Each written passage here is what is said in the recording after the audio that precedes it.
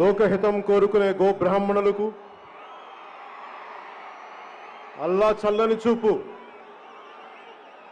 అందరి యందు ప్రసరించాలని ప్రార్థించే ఇస్లాం మత పెద్దలకు నిరంతరం యేసు ప్రభు త్యాగాన్ని ప్రపంచానికి తెలియజెప్పే క్రైస్తవ మతాచార్యులకు సర్వజనం హితం కోరే బౌద్ధ సన్యాసులకు లోక సౌభాగ్యాన్ని ఆకాంక్షించే సిక్కు జైన మత గురువులకు లోక కళ్యాణం కోసం నిరంతరం రామకోటి రాసే లోక కళ్యాణం కోసం నిరంతరం రామకోటి రాసే తల్లులకు పెద్దలకు మీ అందరికీ పేరు పేరున శిరస్సు వంచి నమస్కరిస్తున్నాను.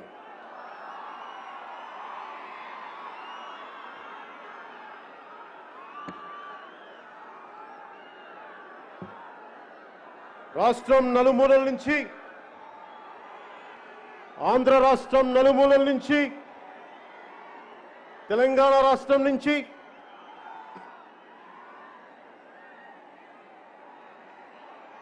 జనసేన 9వ ఆవిర్భావ దినోత్సవ సందర్భంగా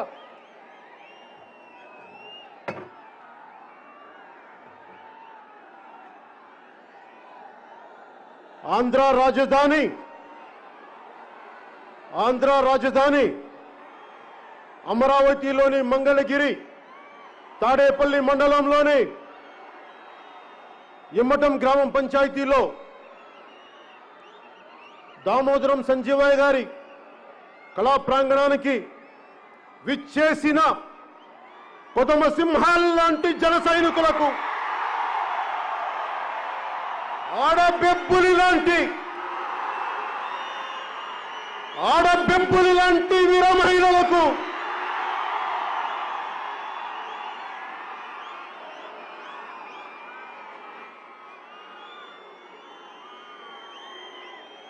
సత్తువతో, ధైర్యంతో, శౌర్యంతో స్థానిక పంచాయతీ ఎన్నికల్లో పోటీ చేసిన సరికొత్త తరం ఎంపీటీసీ అభ్యర్థులకు, పంచాయతీ అభ్యర్థులకు, జడ్పీటీసీ అభ్యర్థులకు, పోటీ చేసిన వారికి, గెలిచిన వారికి ప్రతి ఒక్కరికి నా హృదయపూర్వక నమస్కారాలు తెలియజేసుకుంటున్నాను.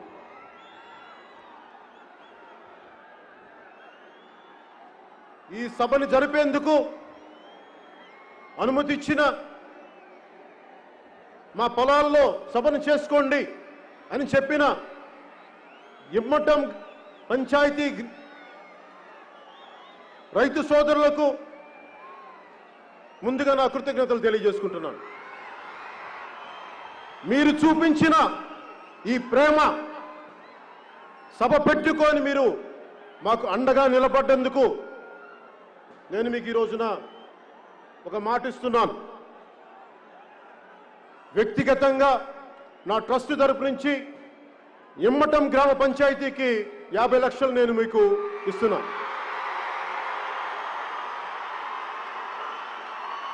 మా జనసేన నాయకుల ద్వారా మంగళగిరి మన పార్టీ ఆఫీస్లో ఒక ప్రోగ్రాంలో పంచాయతీకి రైతు పెద్దల ద్వారా గ్రామ పంచాయతీకి అందజేస్తాను. అలాగే సభ నిర్వహణకి అనుమతి ఇచ్చిన పోలీస్ అధికారులకి, ట్రాఫిక్ క్రమబద్ధీకరణ చేసిన పోలీస్ అధికారులకి, సోదరులైన మా పోలీస్ కానిస్టేబుల్స్కి, తోటి భీమ్లా నాయకులైన మా ఎస్ఐలకి,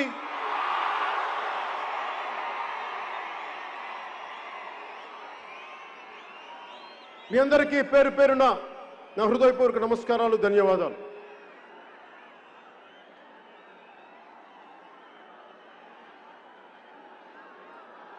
పార్టీ మొదటి నుంచి నిలకడగా వెన్నంటే పార్టీ కార్యక్రమాలను చూసుకుంటూ పార్టీ ప్రోగ్రామ్స్ కమిటీ చైర్మన్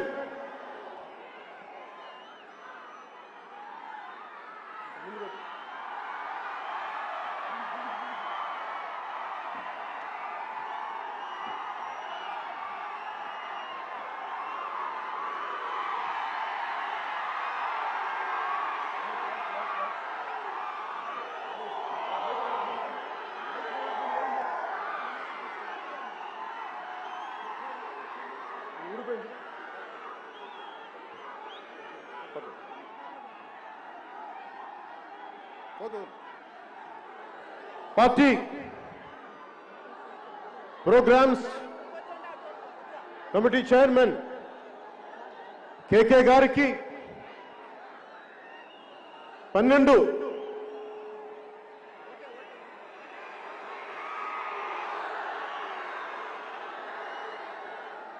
12 కమిటీలకి సభ్యులకు నెల రోజుల నుంచి మీరు కష్టపడ్డారు సభను చేయడానికి సహకరించిన వాలంటీర్లకి ఆడపడుచులకి నాయకులకి మనస్ఫూర్తిగా నా కృతజ్ఞతలు. మీ కష్టాన్ని నేను మర్చిపోను.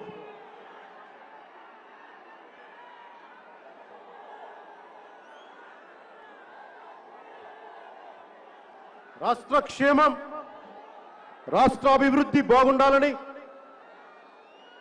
నిరంతరం కృషి చేస్తున్న పత్రికాధిపతులకి జర్నలిస్ట్ సమాజానికి ఎలక్ట్రానిక్ మీడియా రంగానికి సామాజిక మాధ్యమాల్లో నిష్పక్షపాతంగా అభిప్రాయాలు తెలియజేస్తూ సూచనలు తెలియజేస్తూ ఉన్న రాజకీయ విశ్లేషకులకి సీనియర్ జర్నలిస్టులకి నా హృదయపూర్వక నమస్కారాలు. జనసేన మద్దతుదారులకి ఆశేష ప్రజానీకానికి ప్రసార మాధ్యమాల్లో సామాజిక మాధ్యమాల్లో ప్రపంచం మొత్తం వీక్షిస్తున్న తెలుగు వారికి ప్రతి ఒక్కరికి పేరు పేరున నా హృదయపూర్వక నమస్కారాలు. పార్టీ ఎప్పుడు నిర్మాణం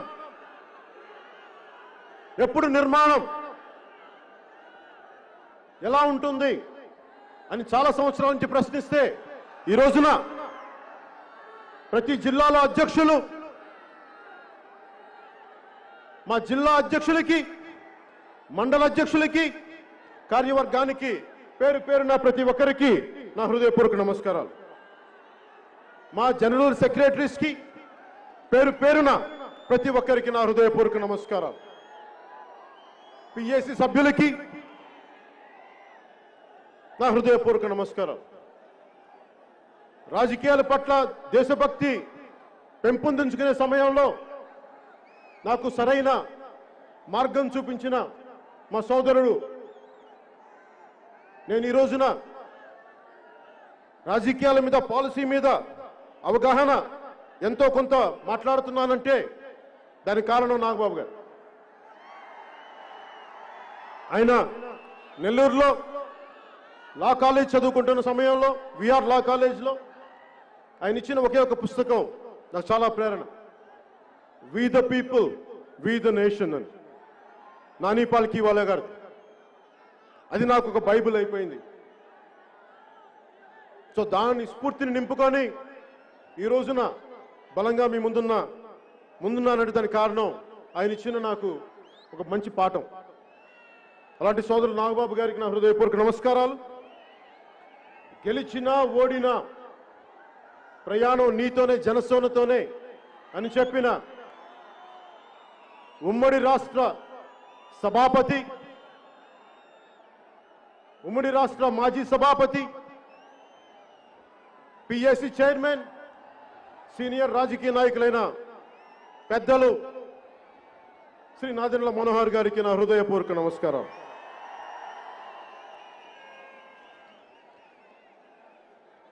పార్టీ పెట్టినప్పటి నుంచి పార్టీ పెట్టక ముందు నుంచి కూడా 2008 నుంచి కూడా నా వెన్నంటే ఉన్న హనీఫ్కి, శంకర్ గౌడ్ గారికి, జనసేన పార్టీ ఉపాధ్యక్షులు మహేందర్ రెడ్డి గారికి, తెలంగాణ కార్యవర్గానికి,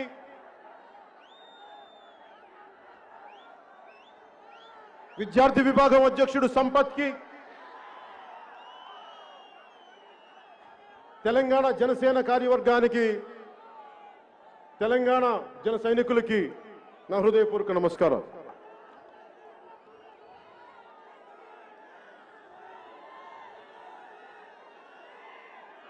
ఈ 9వ ముఖ్య అంశాల్లోకి వెళ్ళబోయే ముందు ఒకసారి మన గురించి మనం విశ్లేషించుకుందాం. ముఖ్యంగా ఈ సందేశం జన సైనికులకు, క్రియాశీలక కార్యకర్తలకు, వీర మహిళలకు నా చిన్న సందేశం. మనం ప్రేమించే వ్యక్తి మీద అభిమానం, ప్రేమ పక్కవారికి ఇబ్బంది కలిగించకుండా ఉండాలి. ఆ వ్యక్తి మీద ప్రేమ మీ తల్లిదండ్రులకి ఇబ్బంది కలిగించకూడదు, మీ కుటుంబ సభ్యులకి బరువు అవ్వకూడదు. ఆ వ్యక్తి మీద అభిమానం, ప్రేమ దేశం వైపు, సమాజం వైపు మళ్లించండి. వీర మహిళలకి నేను వీర మహిళని ఎందుకు మహిళా విభాగానికి పేరు పెట్టానంటే, నేను ఆదిశక్తిని ఆరాధించేవాడిని. పురాణాల్లో కామ, క్రోధ, లోభ, మద, మోహ, మాత్సర్యంతో తలకెక్కి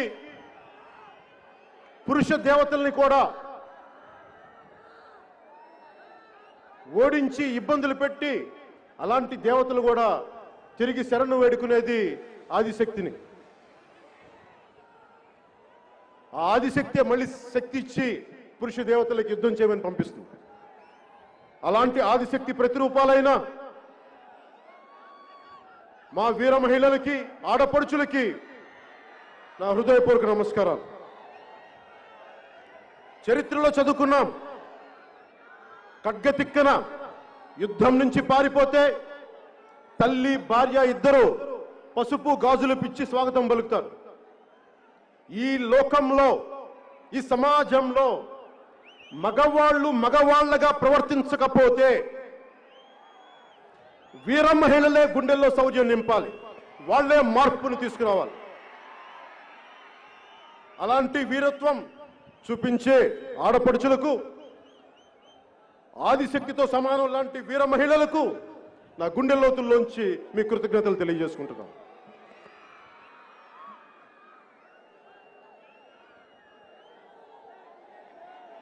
స్వాతంత్రోద్యమ స్ఫూర్తితో, తెలంగాణ సాయుధ పోరాట స్ఫూర్తితో రాజకీయాల్లోకి వచ్చిన వాడిని. అణగారిన వర్గాలకి అండగా నిలబడేవాడిని. అందుకనే అందరూ మర్చిపోయినా, దశాబ్దాలుగా అందరూ మర్చిపోయినా అణగారిన వర్గాల నాయకుడు దామోదరం సంజయ్ గారికి ఈ ప్రాంగణానికి వారి పేరును పెట్టాం.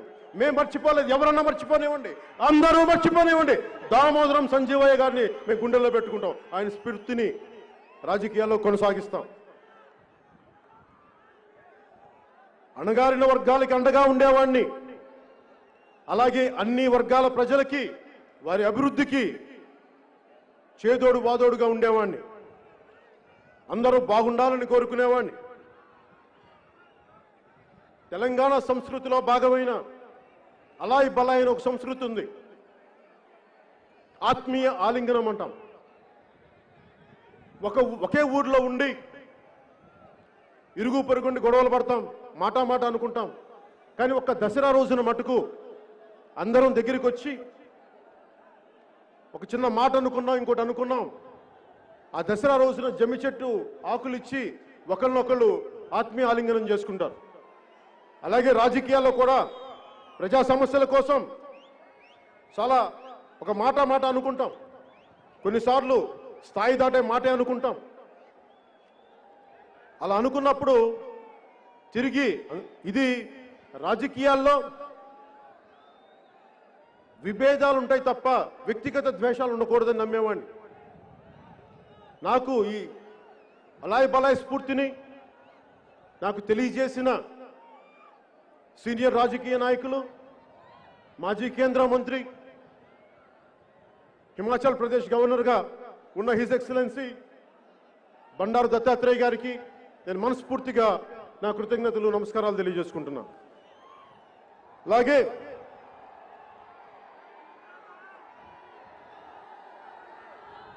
ఉభయ రాష్ట్రాల్లోని భారతీయ జనతా పార్టీ అధ్యక్షులిద్దరికి, శ్రీ సోము వీర్రాజు గారికి, శ్రీ బండి సంజయ్ గారికి కూడా నా నమస్కారాలు తెలియజేసుకుంటున్నాను.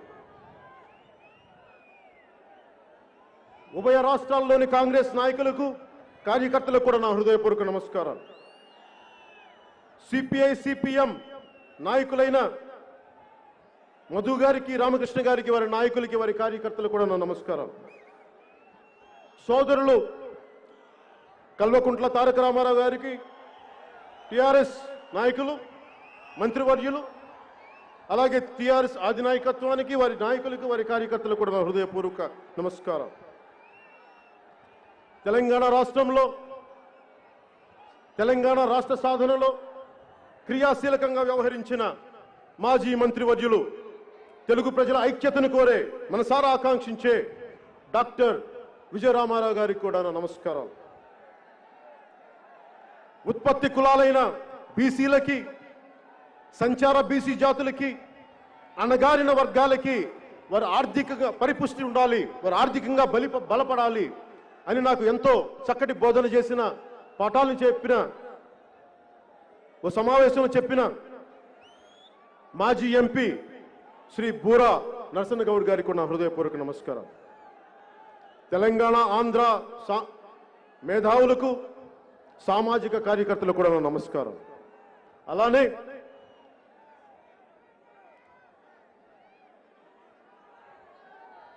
టీడీపీ నాయకులు, సీనియర్ రాజకీయ నాయకులు, మాజీ ముఖ్యమంత్రి, ప్రస్తుత ప్రతిపక్ష నేత శ్రీ చంద్రబాబు నాయుడు గారికి కూడా నా నమస్కారం. తెలుగుదేశం కార్యకర్తలకి, నాయకులకి కూడా నా నమస్కారం. నా సంస్కారం వైసీపీ వారికి కూడా నమస్కారం పెట్టమంటుంది.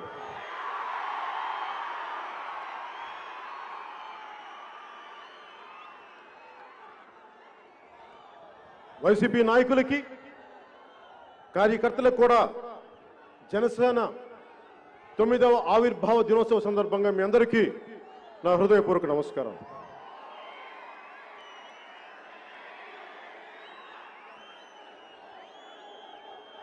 వైసీపీలో చాలా మంచి నాయకులు ఉన్నారు. మనం వైసీపీ అనగానే కనిపించే బూతులు తిట్లే మంత్రులు కాకుండా మంచి నాయకులు కూడా ఉన్నారు. మన దురదృష్టవశాత్తు చనిపోయిన మేకపాటి గౌతమ్ రెడ్డి గారు, మేకపాటి వారి తండ్రి గారు మేకపాటి రాజమోహన్ రెడ్డి గారికి కూడా నా హృదయపూర్వక నమస్కారాలు. అలాగే ఇంకొక వైసీపీ నాయకులు, నెల్లూరు జిల్లా నాయకులు ఆనం రామనారాయణ రెడ్డి గారికి కూడా నా నమస్కారాలు. నాకు చిన్నప్పటి నుంచి తెలిసిన మాగంటు శ్రీనివాసులు రెడ్డి గారికి కూడా నా నమస్కారం. కళాబంధు కాంగ్రెస్ నాయకులు టి సుబ్బరామరెడ్డి గారికి కూడా నా నమస్కారం.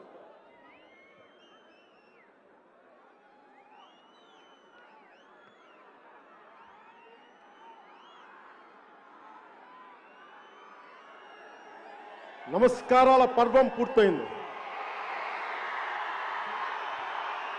అనుకోవచ్చు. ఇంతమందికి నమస్కారాలు అంటే అది జనసేన సంస్కారం.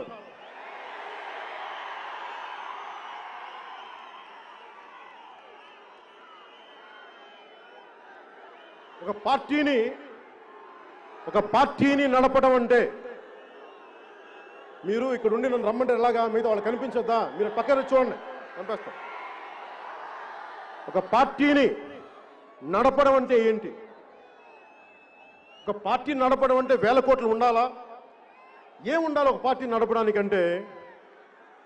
ఒక బలమైన సైద్ధాంతిక బలం ఉండాలి. ఆ సైద్ధాంతిక బలాన్ని ఆ సిద్ధాంతాన్ని బతికే వ్యక్తుల సమూహం ఉండాలి.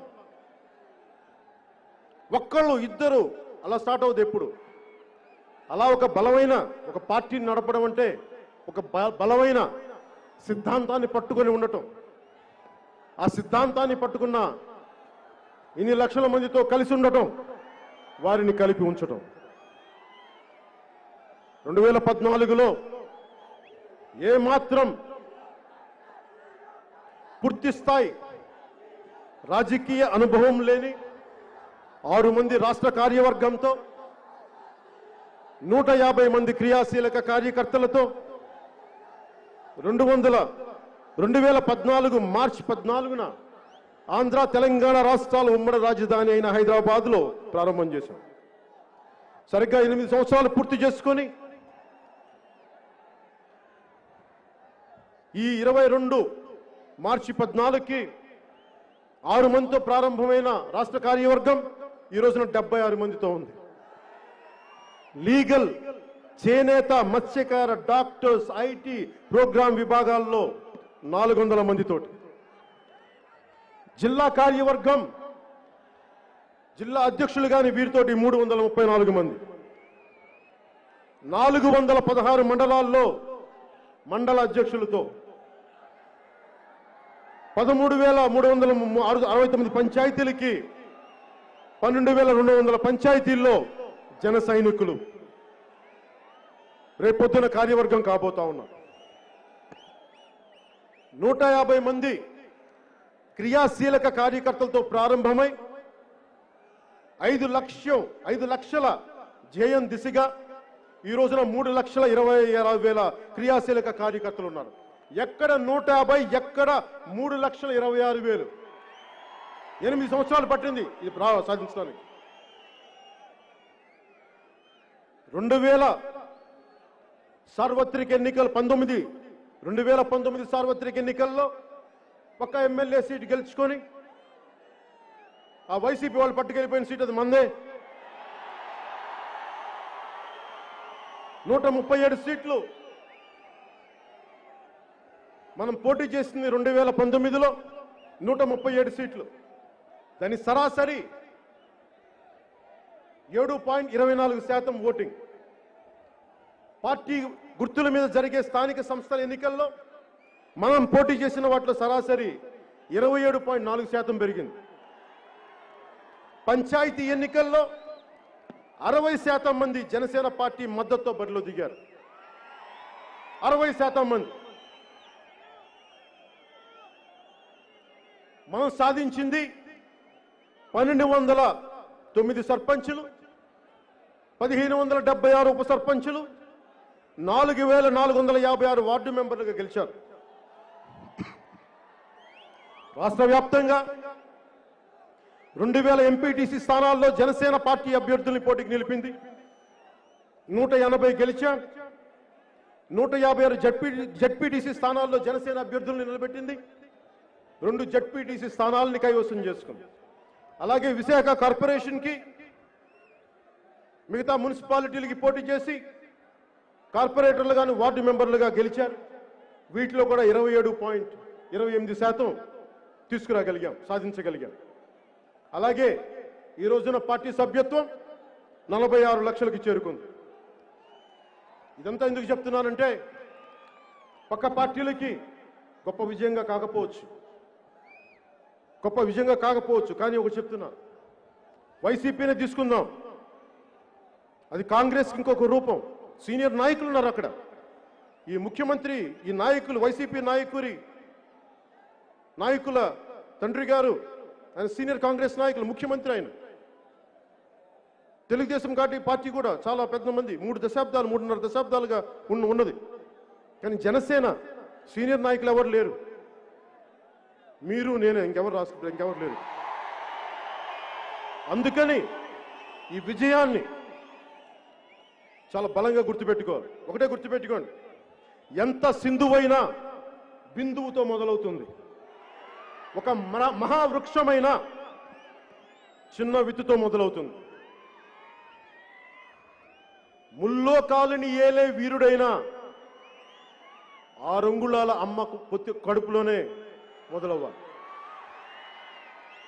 7 నుంచి 27%కి, ఆ 27 నుంచి రేపొద్దున ప్రభుత్వాన్ని స్థాపించే శాతానికి ఎదగబోతున్నాం.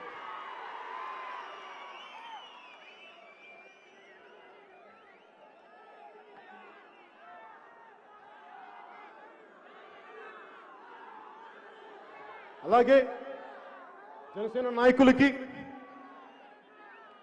ఇక్కడున్న ప్రతి జనసేనకి నాయకత్వం వహిస్తున్న పెద్దలందరికీ కూడా ఒకసారి నాయకత్వ లక్షణాలు ఎలా ఉండాలి అనేది మీరు చూపించారు.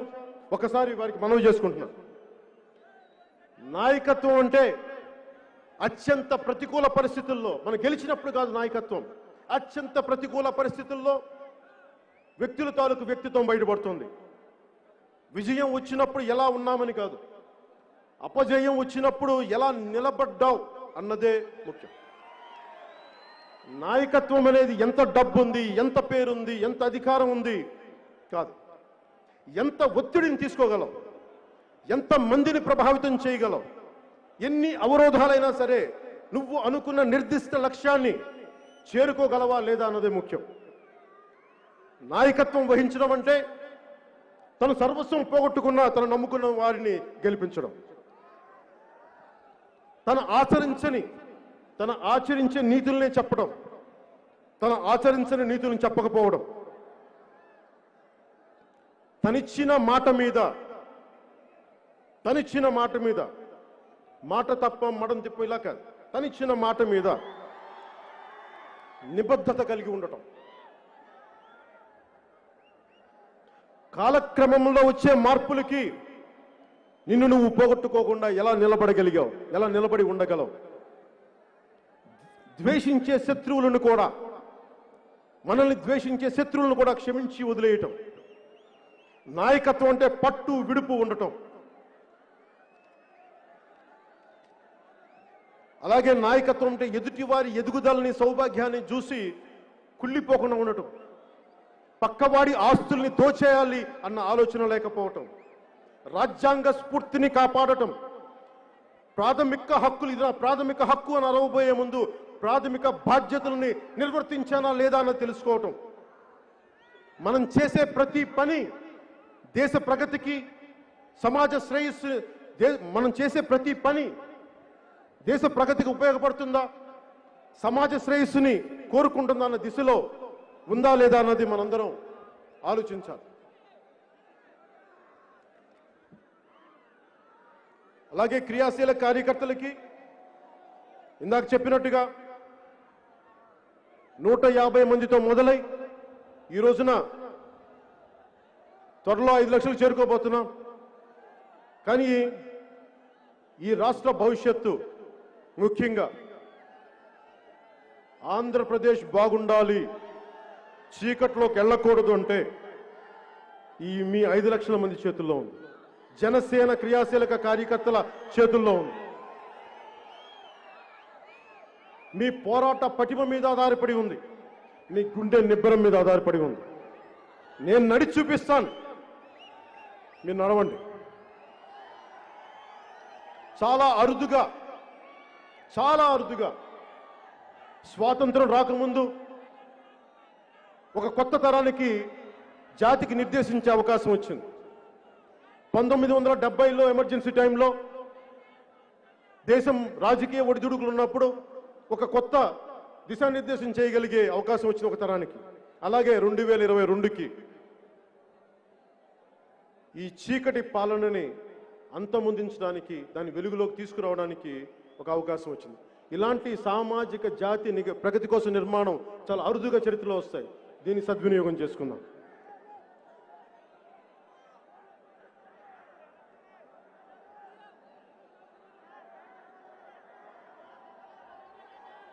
జనసేన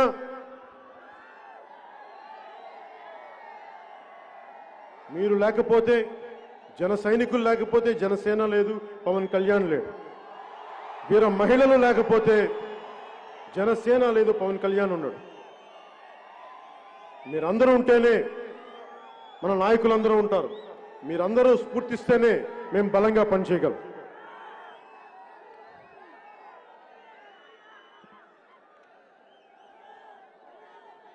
చాలాసార్లు చాలా సభల్లో నన్ను అడుగుతూ ఉంటారు, ఎంతసేపు ప్రశ్నించే పార్టీగా ఉండిపోతున్నాం, ఎంతసేపు ప్రశ్నించే పార్టీగా ఉండిపోతున్నాం, మనం ప్రశ్నిస్తాం ఇంకెవరు అధికారం పెడుతున్నారంటే నేను ఒకటే చెప్తున్నాను. ఈ రోజున చాలామంది మన నాయకులు కూడా 2-3 సార్లు సందర్భాల్లో ప్రస్తావిస్తూ ఉంటారు, చాలా సందర్భాలు నేను వింటూ ఉంటాను. ప్రశ్నించడం అంటే తేలిగ్గా తీసుకోకండి. ప్రశ్నించడం అంటే గుండె సత్తువుని పెంచుకోవడం. ప్రశ్నించడం అంటే పోరాటానికి సంసిద్ధంగా ఉండటం. ప్రశ్నించడం అంటే మార్పుకి శ్రీకారం చుట్టడం. ప్రశ్నించడం అంటే ఒక సరికొత్త రాజ్య స్థాపన చేయడం, తద్వారా సుపరిపాలన అందజేయడం. అందుకని దయచేసి ప్రశ్నించడం అనేది తేలిగ్గా తీసుకోకండి. ఇది చాలా బలమైన ఆయుధం. నేను పాటించింది ఏది మిమ్మల్ని అడగను. నా వ్యక్తిగత ప్రయోజనాలకి మీ జీవితాలు నేను తాకట్టు పెట్టను. మీ ప్రాణానికి నా ప్రాణం అడ్డు వేస్తాను, కానీ ఎప్పుడు నేను వాడుకోను. 2014లో సూటిగా ప్రశ్నించాం, ప్రభుత్వాన్ని ఎదుర్కొన్నాం. 2019లో బలంగా పోరాటం చేశాం, బరిలో నిలబడి ఉన్నాం. 2024లో గట్టిగా నిలదొక్కుంటాం, ప్రజా ప్రభుత్వాన్ని స్థాపిస్తాం. జై జనసేన. మనం చేస్తుంది స్వకార్యం కాదు, ప్రజాకార్యం. అది రామకార్యంతో సమానం.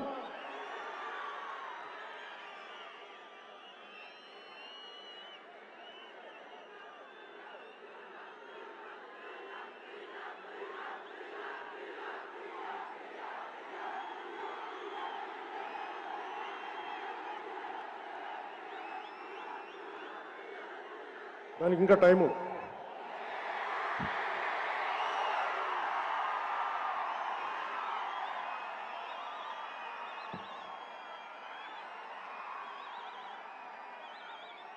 నీళ్ళే బాబు, భూమి భూమి కాదా?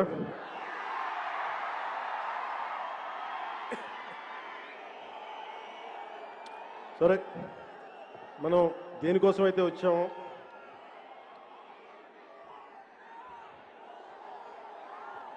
నేను 2.5 ఏళ్ల వైసీపీ పాలన గురించి మాట్లాడేటప్పుడు మనం ఓడిపోయి, నేను 2 చోట్ల ఓడిపోయి కూర్చున్నప్పుడు వైసీపీకి 151 సీట్లు వచ్చి ఒక్కొక్కరు మన ముందు తొడగొడతా ఉన్నారు. ఒక్కొక్కరు ఓడిపోయి కూర్చున్నాం, చూస్తున్నాం. నాకు ఇప్పుడు బాధ రాదు, నవ్వు వస్తుంటుంది. ఎవరన్నా తొడగొడితే నవ్వు వస్తుంది. సరే, ఉత్సాహాన్ని కొట్టుకోనిలే, కొట్టుకుని ఏమంటుందని కందిపోతే మళ్ళీ తగ్గుతాయి వాళ్ళకే అనిపిస్తుంది. ఇప్పుడు నేను మాట్లాడబోయేది 2.5 ఏళ్ల వైసీపీ పాలనలో. మాట్లాడబోయే ముందు ముఖ్యంగా నేను మాట్లాడబోయేది జన సైనికులు, జనసేన పార్టీ ప్రజలతో పాటు వైసీపీ నాయకులు, వైసీపీ కార్యకర్తలు కూడా కొంచెం శ్రద్ధగా ఆలకించండి. అంటే నేను వినబోయే ముందు, నేను సభని ఇంకా స్టార్ట్ చేయలే.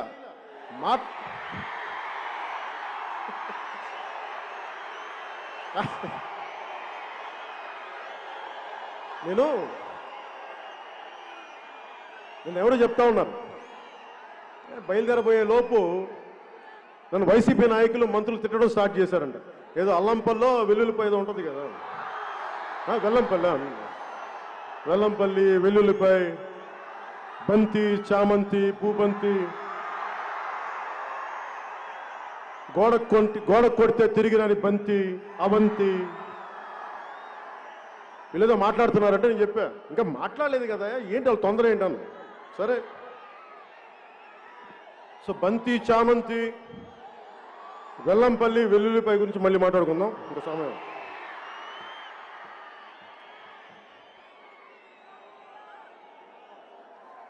వైసీపీ, ముఖ్యంగా వైసీపీలో మంచి నాయకులు ఉన్నారు.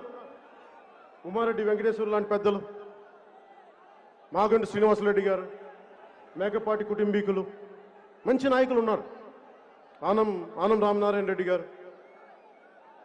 సో నాకు వాళ్ళందరినీ హర్ట్ చేయాలని లేదు. అలాగే మనం ఎంత కమిటెడ్గా ఉంటామో మన జన సైనికులు ఎలా ఉంటారు, వాళ్ళు కూడా మంచి కార్యవర్గం ఉండుంటుంది కదా, లేదంటే గెలవరు కదా.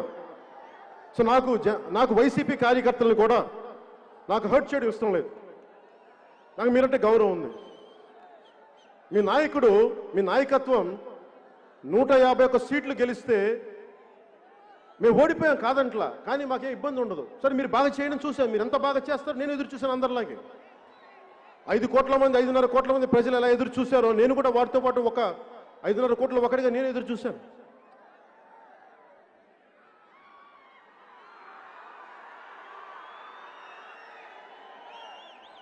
వైసీపీ కార్యకర్తలు కూడా ఆలోచించండి.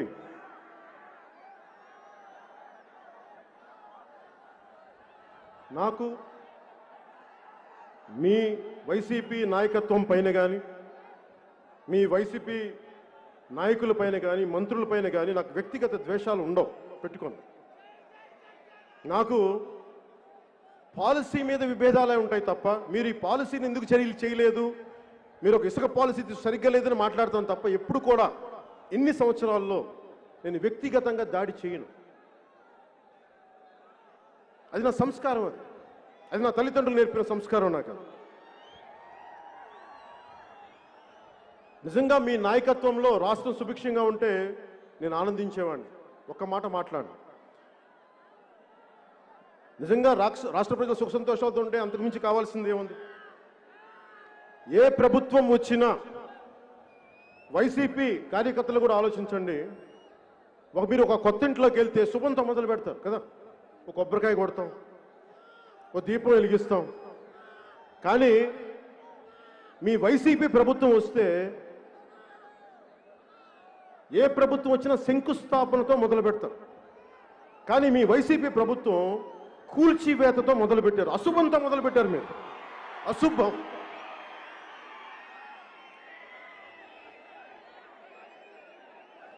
మూడు నెలలకే ఇసుక సమస్య వచ్చి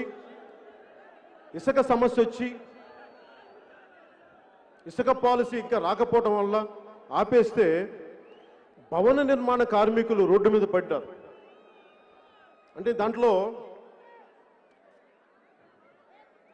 30 లక్షలు పైచిలుకు భవన నిర్మాణ రంగానికి దానికి అనుసంధానమైన కార్మికుల జీవితాలని మీరు ఒక్క ఇసుక పాలసీతో చిందరవందర చేశారు, రోడ్ల మీద పడేశారు వారి జీవితాలని. 32 మంది నిండు ప్రాణాలని మీ నాయకులు, మీ నాయకత్వం బలిగొంది. దానికి మీరేం సమాధానం చెప్తారు వైసీపీ కార్యకర్తలు?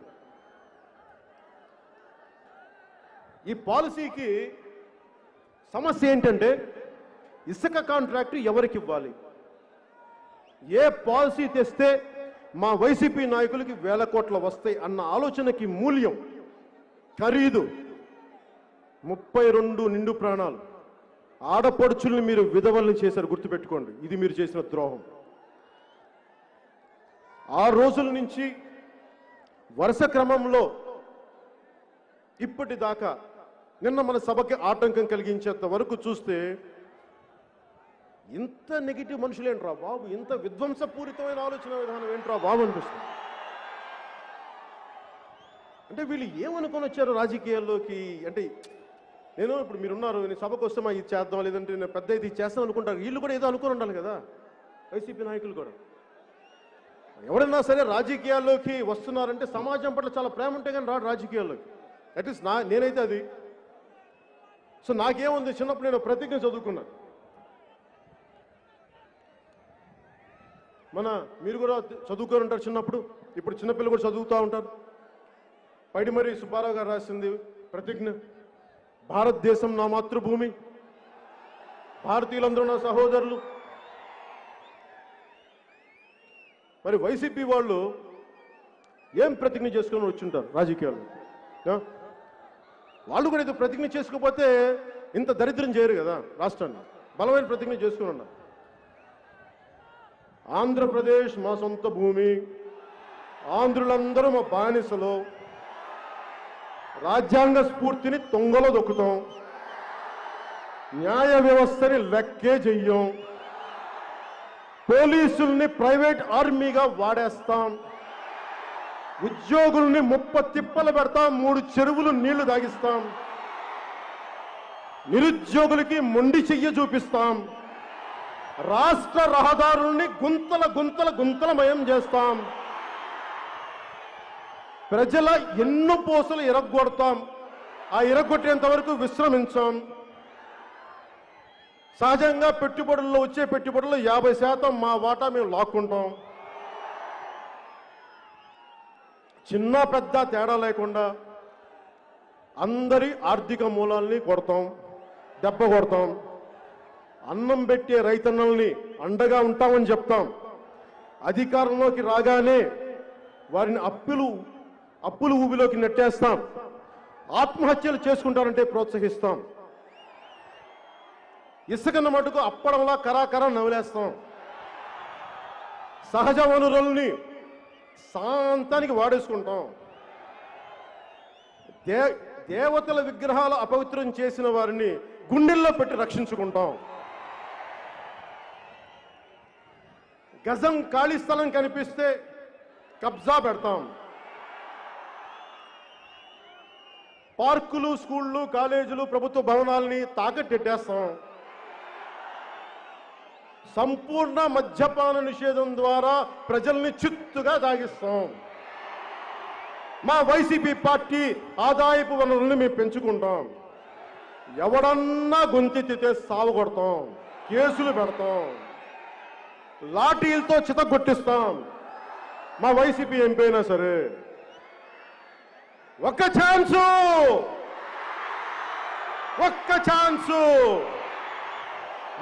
ఛాన్స్ ఇస్తే ఆంధ్రాని 25 ఏళ్ళు వెనక్కి తీసుకుపోతాం.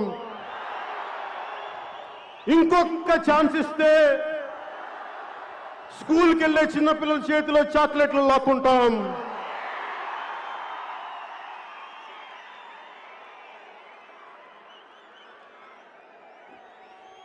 ఇదోబా వారి ప్రతిజ్ఞ. సో వారి ప్రతిజ్ఞలో రాజ్యాంగ స్ఫూర్తి అంటే ఏంటి అది మాట్లాడుకుందాం. ఫస్ట్ ఒక డెఫినేషన్ ఇచ్చుకుందాం.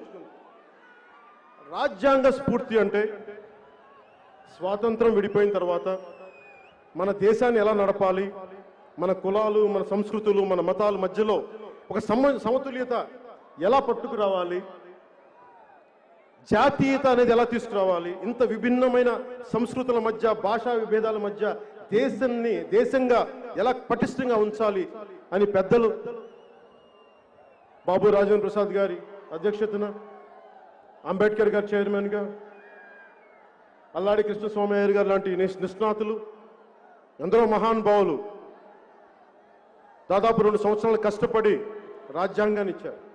దాంట్లో అందరికీ మన భారత రాజ్యాంగం మతపరంగా కానీ కులపరంగా కానీ ఎలాంటి వివక్ష చూపించదు. ఓట్లేసిన తర్వాత మీరు మా గతంలో ఓట్లు వేయలేదు కాబట్టి మీకు ఈ పని చెయ్యం అని చెప్పదు రాజ్యాంగం. సో రాజ్యాంగ స్ఫూర్తి అన్నీ ఏదైతే పిల్లర్స్ ఉన్నాయో, మూల స్తంభాలు, ఈ వ్యవస్థను మేము సంరక్షించుకుంటామని.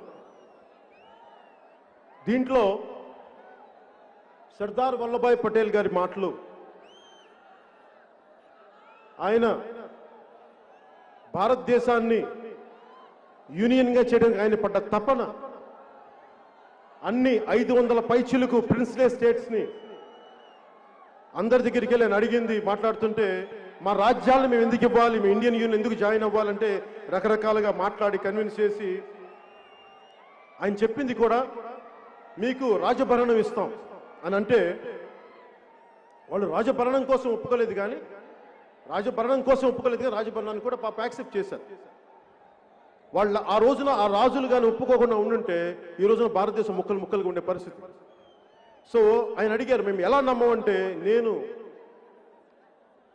భారతదేశపు ప్రభుత్వ ప్రతినిధిగా చెప్తున్నా, మీరు నన్ను నమ్మాలి. ఆ నమ్మకం ప్రకారం నిలబడ్డారు. నిలబడి భవిష్యత్తులో రాజభరణం తీసేస్తామంటే ఆయన అన్న ఒకే ఒక మాట, ప్లెడ్జ్ ది వర్డ్. మనం చట్టసభల్లో కూర్చొని ఒక మాట ఇచ్చిన తర్వాత, చట్టసభల్లో మనం కూర్చొని ప్రజాప్రతినిధులుగా ఒక మాట ఇచ్చిన తర్వాత, దాని మీద మనం ఒప్పందం మీద సంతకాలు పెట్టుకున్న తర్వాత, దానిని మనం ఆనర్ చేయకపోతే, దాన్ని పాటించకపోతే మనకి సభల్లో కూర్చునే అర్హత లేదు మనకని సర్దార్ వల్లభాయ్ పటేల్ గారు చెప్పారు. సర్దార్ వల్లభాయ్ పటేల్ గారి అన్ని 100 పైచిలుకు అడుగుల విగ్రహం గుజరాత్లో ఉందేమో, కానీ దానికి మించిన అడుగులు ఎత్తు విగ్రహం నా గుండెలో ప్రతిష్ఠించుకున్నాను ఆ మాటలు చదివి. అంటే ఈ రోజున వైసీపీ చేసింది మొట్టమొదటిగా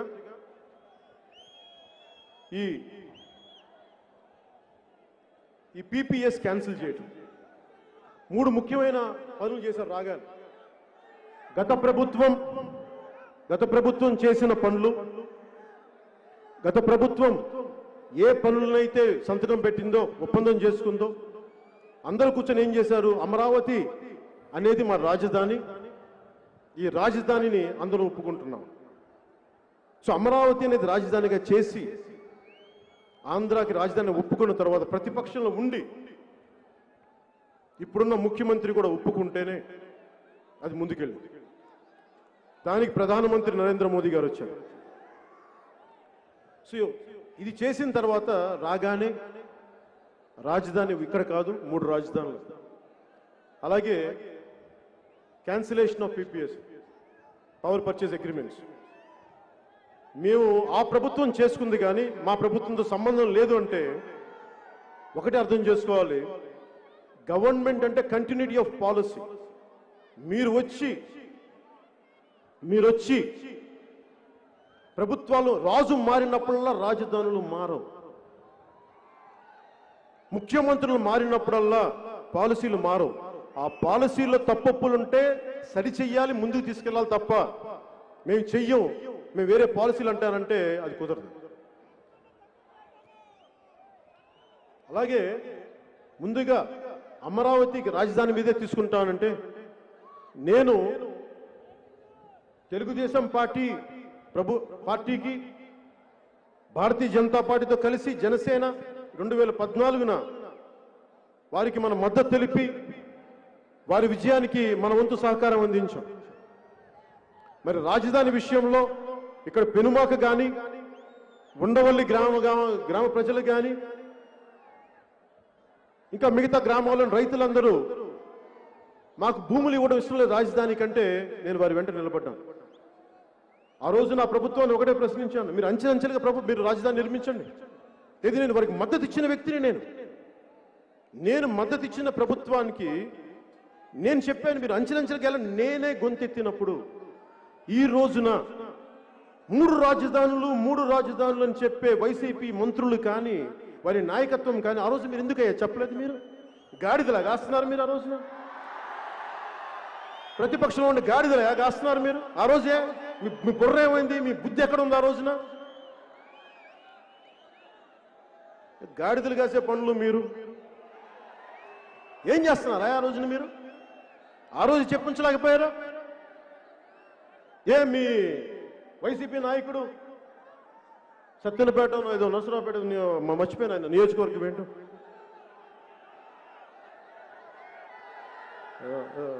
రాంబో అదే రాంబాబు గారు వారి అమ్మాయి పెళ్లికి నన్ను పిలిచినప్పుడు, అప్పుడు వీళ్ళు ప్రతిపక్షం ఉన్నప్పుడు, ఆయన ఓడిపోయినప్పుడు ఆ పెళ్లిలో పక్క తీసుకు చెప్పుండొచ్చు కదా నాకు, కళ్యాణ్ గారు మాకు అది ఇష్టం లేదండి, పోనీ ఏకవచనంతో మర్యాద ఏదో ఒకటి చెప్పండి, మేము 3 రాజధానులు ఆ రోజు చెప్పుండొచ్చు కదా. బిడ్డ పెళ్లికి పిలిచిన వ్యక్తులు ఆ రోజున 3 రాజధానుల గురించి ఎందుకు మాట్లాడలేదు? మీరు ఒక్కళ్ళు మాట్లాడలేదు ఆ రోజున. ఆ రోజు మీరు మాట్లాడిందల్లా ఏ కంపెనీకి ఇస్తున్నారు ఇది అనుకున్నారన్న. పైగా ఇప్పుడున్న ముఖ్యమంత్రి 32,000 కాదు ఇంకొక 1000 ఎకరాలు అదనంగా ఇమ్మన్నారు ఆయన. మరి ఆ 1000 ఎకరాలు ఇక్కడున్న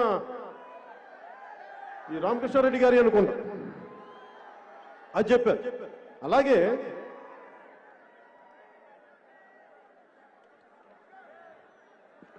29 గ్రామాలు 26,896 రైతులు, 34,000 ఎకరాలు. దీంట్లో 32% మంది ఎస్సీ, ఎస్టీ, మిగతా వాళ్ళు బీసీలు, ఓసీలు. ఆ రోజున సమస్య లేవనెత్తినప్పుడు ఈరోజు వీళ్ళు మాట్లాడుతున్నారు, ఎస్సీ వర్గాల వారికి అన్యాయం జరుగుతుందంటే మీకు ఈ రోజుకి యూట్యూబ్లో ఎలాంటి వీడియోస్ దొరుకుతాయి. ఉద్దండి రాయని పాలెం రెవరెండ్ ఆయన దగ్గరికి పోయినప్పుడు ఆయన ఒకటే అడిగాను, సార్ మీరు చెప్పండి, మీకు నిజంగా ఇప్పుడున్న తెలుగుదేశం ప్రభుత్వం మిమ్మల్ని ఇబ్బంది పెడుతుందా? మీకు ఇష్టంతోనే ఇస్తున్నారా అంటే, మాకు ఇష్టంతోనే ఇస్తున్నాం, కానీ మాకు మా భూమికి, మా అసైన్ భూములకి కొంచెం ఎక్కువ రేట్లు కావాలని అడిగారు. అది వీడియోలో కూడా ఉంటుంది, చూడండి. నేను ఇంత స్పష్టంగా నేను మద్దతు ఇచ్చిన ప్రభుత్వాన్ని ప్రశ్నించగలిగినప్పుడు ఒక్క వైసీపీ నాయకులు మీరు ఎందుకయ్యా ఆ రోజు మాట్లాడేది ఇలాగా? ఆ రోజున 5 ఎకరాలు, ఇంకో 10,000 ఎకరాలు ఎక్స్ట్రా కావాలని చెప్పినట్టుగా చెప్పారు, కానీ 3 రాజధానులని మీరు ఎందుకు చెప్పలేదు? ఆషామాషిగా ఉందా మీకు? 3,000 కోట్ల పైచీలు ఖర్చు పెట్టిన తర్వాత ఇప్పుడు రాజధానులు మారుస్తామంటే ఎవడబ్బు సొమ్మయా ఇది? మీ ఇష్టానికి అమ్మిపాటు దుప్పుతారా మీరు? మీ ఇష్టానికి మార్చేస్తారా? అంటే అడిగేవాడు లేకపోతే మీరు ఏదైనా చేస్తారా? మీరు ప్రశ్నించేవాడు లేకపోతే మీరు ఏదైనా చేస్తారా? అవి జనసేన లేనప్పుడు బాబు, జనసేన ఉన్నప్పుడు అవి దొబ్బ.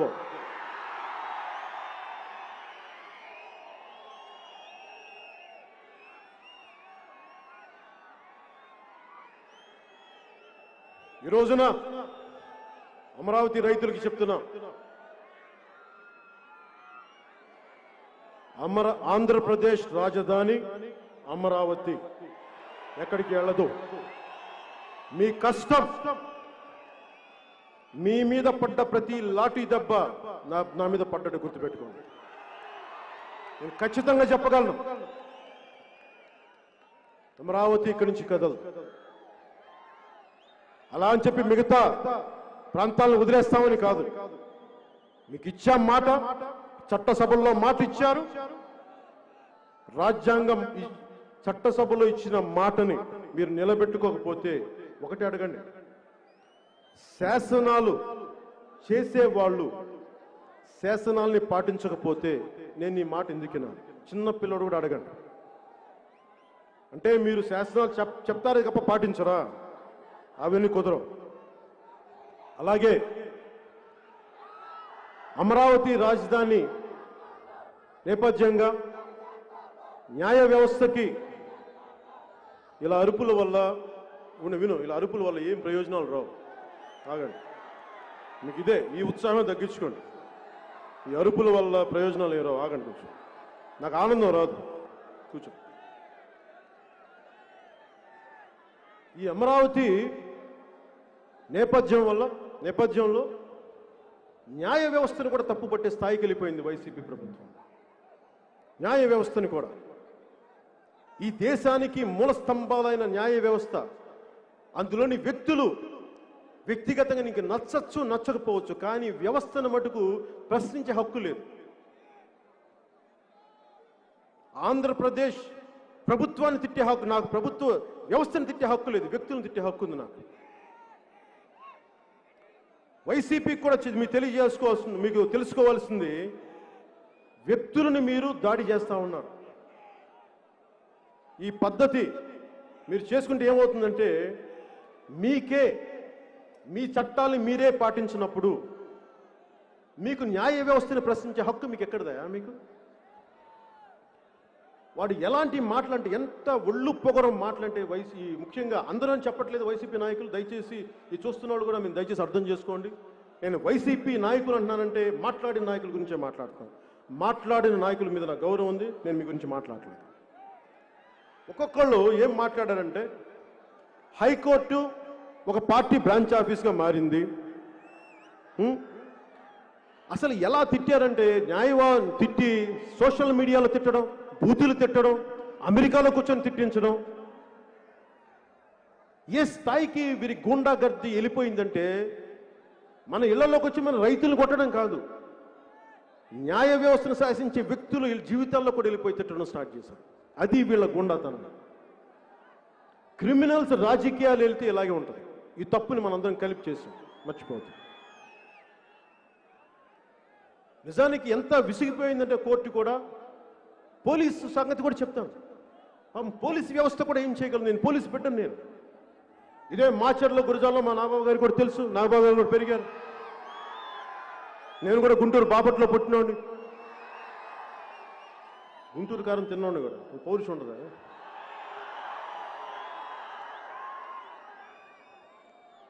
ఇక్కడ పోలీస్ వ్యవస్థ కష్టాలు నాకు తెలుసు. ఎందుకంటే మా నాన్న ఒక పోలీస్గా స్టార్ట్ అయ్యి హెడ్ కానిస్టేబుల్ ఎస్ఐ టైంకి ఆయన్ని 1960లోనే ఇప్పుడు అబ్కారీ శాఖ మార్చారు. సో ఆయన ఒక అధికారిగా, ఒక ప్రభుత్వ అధికారిగా, అబ్కారీ శాఖ అధికారిగా కొంత నాకు తెలుసు ఆయన కష్టాలు ఎలా ఉంటాయి. అందుకని పోలీస్ డిపార్ట్మెంట్ మీద ఒకసారి వారి ప్రవర్తన మనకి నచ్చకపోవచ్చు, అది వారి వ్యక్తిగతం కాదు. పోలీస్ వ్యవస్థ అనేది ప్రభుత్వానికి ఉపాంగం. ప్రభుత్వాన్ని ఎవరు నడిపిస్తున్నారో ఆ వ్యక్తులు చెప్పిందే నడుచుకుంటారు తప్ప, లేదంటే రూల్ బుక్లో ఏముంది అది పాటిస్తారు తప్ప. ఎక్కువ మంది, ఒకళ్ళిద్దరు ఉండొచ్చేమో అలా కూడా, నేను వాళ్ళ గురించి మాట్లాడలేదు. ఎక్కువ శాతం మంది ఈ పోలీస్ వ్యవస్థను కూడా నలిపేశారు. 3 సీనియర్ ఐపీఎస్ అధికారులని వైసీపీ ప్రభుత్వం ఇబ్బందులు పెట్టడం వల్ల కోర్టులో నుంచోవలసి వచ్చింది. అసలు రూల్ బుక్ తీయమని అడిగింది కోర్టు. మీరు చూపించండి ఏం మాట్లాడుతున్నారు, ఏం చేస్తున్నారని. చదివించారు అంత పెద్ద సీనియర్ అధికారులకి. ఈ వెల్లంపల్లి వెల్లుల్లిపాయ గాళ్ళకి, అవంతి బంతి చామంతి, గోడ కొడితే తిరిగిరాని బంతి అవంతిలకి, ఒక ఐపీఎస్ ఆఫీసర్ అధికారికి ఉన్న నాలెడ్జ్ మీకు ఉంటుందా? కర్మ, మీరు మంత్రులు అయ్యారు, మీరు వాళ్ళని శాసిస్తున్నారు. నిజంగా దేశం చేసిన దౌర్భాగ్యం వాళ్ళు.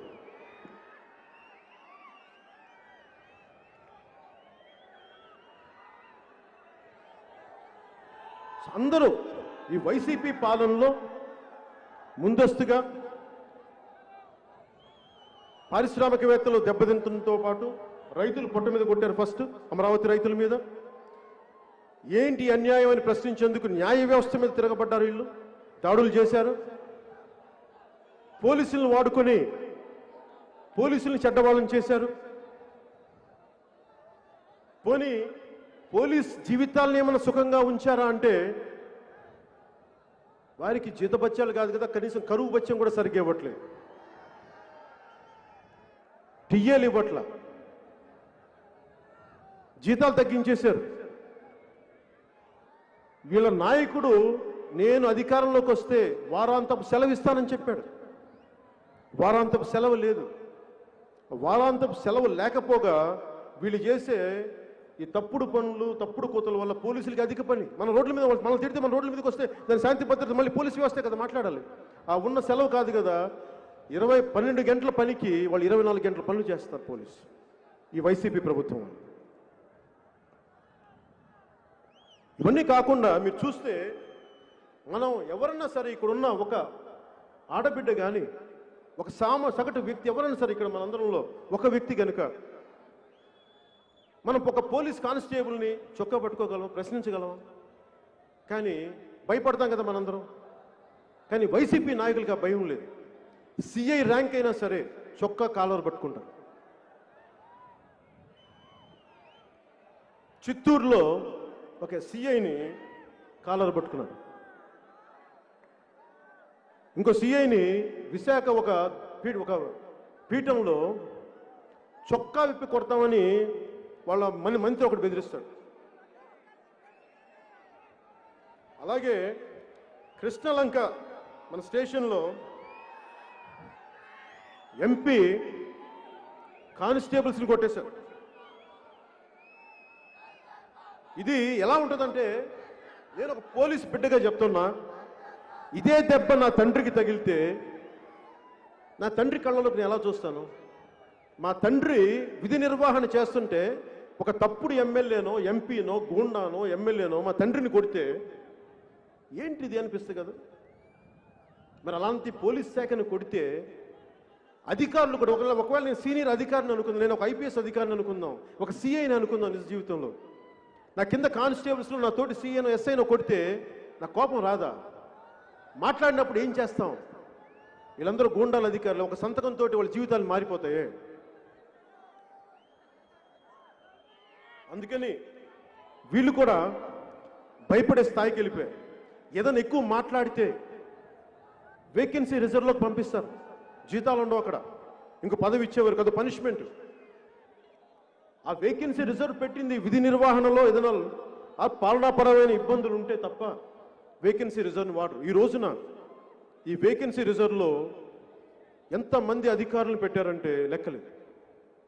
ముఖ్యంగా ఎవరైనా సరే రూల్ బౌండ్ అంటే వాళ్ళని వేకెన్సీ రిజర్వ్లోకి పంపిస్తూ ఉన్నారు ఈ వైసీపీ ప్రభుత్వం. అలాగే పోలీసు ఉద్యోగాలను ఏమన్నారు, మేము రాగానే 14,341 ఉద్యోగాలు పూర్తి చేస్తాం అని చెప్పారు. ఈ రోజుకి ఏదో నామకేవాసి ఒక 400 తప్ప ఉద్యోగాలు లేవు. పోనీ ఇందాక చెప్పినట్టుగా అధికారంలోకి వస్తే ఇది పోలీసుల వ్యధ. ఉద్యోగులు పరిస్థితి తీసుకుందాం. మేము వస్తే కాంట్రిబ్యూటరీ సిపిఎస్ స్కీమ్ని రద్దు చేస్తామని చెప్పారు. నేను ఆ రోజు నన్ను కూడా అడిగారు సిపిఎస్ రద్దు చేస్తామంటే నాకు దీని మీద ఇంకా అవగాహన లేదు, నేను 10 మందితో మాట్లాడి చెప్తానని చెప్పాను. కానీ చిన్న అనుభవజ్ఞులు కదా వీళ్ళందరూ, పెద్ద పెద్ద సలహాదారులు ఉన్నారు. అప్పుడు ఇస్తాము సిపిఎస్ అని చెప్పి ఉద్యోగులకి వారి నమ్మకాన్ని సంపాదించి వచ్చిన తర్వాత మొండి చేయి చూపించారు ఉద్యోగులకి. ఏదన్నా అడిగితే ఏమంటున్నారు ఈ రోజున? మా నాయకుడికి ఆ రోజున పాపం విషయ పరిజ్ఞానం లేదు, టెక్నికాలిటీస్ తెలియవంట. ఏంటమ్మా టెక్నికాలిటీ అంటే నాకు అర్థం కావట్లా. టీఈసీహెచ్ ఏంటి ఆ పదవి చెప్పండి. టెక్నికాలిటీస్ అంట. అంటే మీరు రాజ్యాన్ని ఏలాలనుకుంటున్న వాళ్ళు, బాధ్యత తీసుకోవాలనుకుంటున్న వాళ్ళు, అంత అవగాహన లేమేంటి? అలాంత అవగాహన లేమి ఉన్న వాళ్ళు మీరు రాజకీయాలు ఎందుకున్నారు? ఒకవేళ పొరపాటును తప్పు చేసి మేము తప్పు చేసాం క్షమించమని కూడా అడగరే. అది కూడా నా విషయమే. మీకు ఈ రోజున వారి పార్టీ రంగుల కోసమే, పార్టీ రంగుల కోసం 3,000 కోట్లు ఖర్చు పెట్టారు. వారి ప్రకటనలకి 400 కోట్లు వృధా చేశారు. మరి వీటన్నిటి బదులు ఉద్యోగస్తులు ఫిట్మెంట్ ఇవ్వచ్చు కదా, మరి జీవితాలు కొంచెం అదనంగా డబ్బులు ఇవ్వచ్చు కదా. అంటే మీ పార్టీ రంగులు వేసుకోవడానికి 3,000 కోట్లు ఉంటాయి, కానీ మీ అడ్వర్టైజ్మెంట్ వేసుకోవడానికి 400 కోట్లు ఉంటాయి, కానీ ఉద్యోగస్తులు ఇవ్వడానికి డబ్బులు ఉండవు. ఎవరైనా సరే మీరు ఆలోచించండి. వేతనాల సవరణ కమిటీని మేము తీసుకొస్తామంటే ఎవరికైనా ఆశ ఏంటంటే మా జీతాలు పెరుగుతాయి అనుకుంటాం. వైసీపీ వాళ్ళ మాటలకు అర్థాలు వేర్లని చెప్పాను. మేము పెంచుతామంటే తగ్గిస్తామని అర్థం. మేము మద్యపాన నిషేధం అంటే మేము ప్రోత్సహిస్తామని అర్థం. 99,900 కోట్లు ఒక మనకి తెలంగాణ ఆదాయం అయితే ఆంధ్ర ఆదాయం 1,17,136 కోట్లు. ఇంత డబ్బు సంపాదన ఉంది ఇక్కడ. మరి ఎటు వెళ్ళిపోతుంది డబ్బు? ఎవరు అడుగుతారు దీన్ని? అడిగేవాళ్ళు లేరు. అలాగే రహదారులు మీకు తెలుసు, రోడ్స్ పరిస్థితి ఎలా ఉందో, గుంతలమయం. యాక్సిడెంట్లు ఎన్ని అయినాయి అంటే 10% పెరిగింది. ఇది ఇచ్చింది కూడా AP road safety council compile data. ఇది 10.16% మంది యాక్సిడెంట్స్ పెరిగినాయి ఈ రోడ్లు సరిగ్గా వేయకపోవటం వల్ల. 14% చావులు పెరిగినాయి. తీవ్రంగా గాయపడ్డ వాళ్ళు 7.94%. 2021కి 13 జిల్లాలు కలిపి 19,729 యాక్సిడెంట్లు. 21,000 మంది 169 మందికి చాలా తీవ్ర గాయాలు. 8,553 మంది చనిపోయారు రోడ్లు వేయకపోవటం. అంటే 10% పెరిగిపోయింది రోడ్ల యాక్సిడెంట్. రోడ్లు వేయమని అడిగితే అసలు ఎండే మాట ఎవడు? అలాగే తాకట్లో భారతదేశం మన ఆంధ్రప్రదేశ్ అప్పుల్లో మునిగిపోయింది. 7 లక్షల కోట్లు అప్పు అని చెప్తా ఉన్నారు. 7 లక్షల కోట్లు. ఈ రోజున మనకి చాలా మందికి అర్థం కాదు. 7 లక్షల కోట్లు నా జీవితం, రాష్ట్రానికి అప్పుంటే నా పరిస్థితి ఏంటని అనుకుంటాం కదా. నేను చిన్నప్పుడు స్కూల్కి వెళ్ళేటప్పుడు తరిమెల నాగిరెడ్డి గారిది మేము వెళ్ళే Nellore Saint Joseph high school ముందు మాకు టీబీ హాస్పిటల్ ఉండే. ఆ గోడల మీద తాకట్లో భారతదేశం రాశాను. సో తర్వాత నేను మా నాన్నగారు ఇచ్చిన తరిమిల నాగిరెడ్డి గారిది ఆ పుస్తకం చదివిన తర్వాత కొంత పెద్దలతో కొంత అవగాహన చేసుకున్నాను. తాకట్లో భారతదేశం, అప్పుల్లో ఆంధ్రప్రదేశ్ అంటే మనం ఆలోచించాల్సింది నా జీవితంలో అది ఏం ప్రభావితం చేస్తుంది, అది మనం అర్థం చేసుకోవాలి. సో ఈ అప్పులు పరిస్థితిలో మనకి ఏం జరుగుతుంది అని అనటానికి మనం ఒకటే అర్థం చేసుకోవాలి. ఒక కుటుంబాన్ని నడిపే ఒక పెద్ద ఉండి, అతనికి పెద్ద సంసారం ఉంటే, పరిమితమైన ఆదాయం ఉంటే, ఆదాయాన్ని చాలా పద్ధతిగా డిస్ట్రిబ్యూట్ చేయాలి. ఒకసారి సరిపోకపోతే కొంత బయట నుంచి కొంత అప్పు తీసుకురావాలి. అప్పు తెచ్చి కాన్స్టెంట్గా అప్పు తీర్చే మార్గాలను ఎతకాలి. కనీసం వడ్డీలు కట్టే పరిస్థితిని ఎతకాలి. వడ్డీలు పెరిగిపోయి అప్పులు తీర్చలేని పరిస్థితి వదిలేద్దాం. కనీసం వడ్డీలు కూడా కట్టలేని పరిస్థితులు ఉంటే ఇంక పిల్లలకి పెట్టలేడు. ఎంతసేపు పిల్లలకి ఒక పండగకో, ఒక పబ్బానికో, ఒక పసుపు కుంకానికో తండ్రి ఇద్దామంటే డబ్బులు ఉండవు అక్కడ. సో ఈ పరిస్థితుల్లో అలాగే ఒక రాష్ట్ర ప్రభుత్వం కూడా 7 లక్షల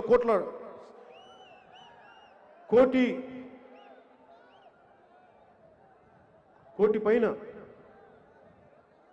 ఆదాయం ఉండి, ఇప్పుడే 1,00,000 కోట్ల పైన ఆదాయం ఉండి దీనిని సద్వినియోగం చేయట్లేదంటే ఎక్కడో తప్పు జరుగుతున్న అర్థం. మీరు అర్థం చేసుకోవాల్సింది, ఇంతమంది యువత ఉన్నారు, మీకు ఉద్యోగాలు లేవు. ఎందుకు ఉద్యోగాలు ఇవ్వలేకపోయారు? ఎందుకు ఈరోజు కూడా టీచర్స్ ఉద్యోగాలు ఎందుకు ఇవ్వలేకపోయారు? కొత్త రిక్రూట్మెంట్ ఎందుకు చేయలేకపోయారు? ఉద్యోగులకు ఎందుకు వేతనాలు పెరగట్లేదు? అమ్మ ఒడి పథకానికి డబ్బులు ఎందుకు ఆగిపోయినాయి?